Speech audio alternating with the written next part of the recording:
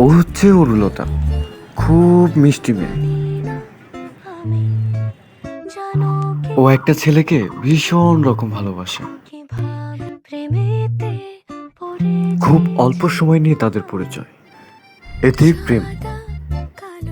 তারপর অনেক অনেক প্রেম, হাজারটা অভিমান। সে আজ অভিমানের পাহাড় নিয়ে বসে আছে।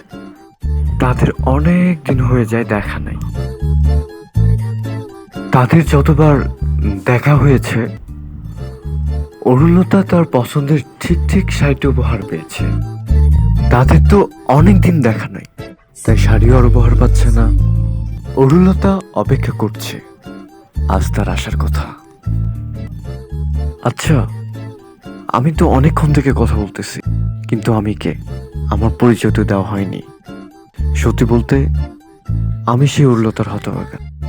আজ আমাদের অনেক দিন পর দেখা।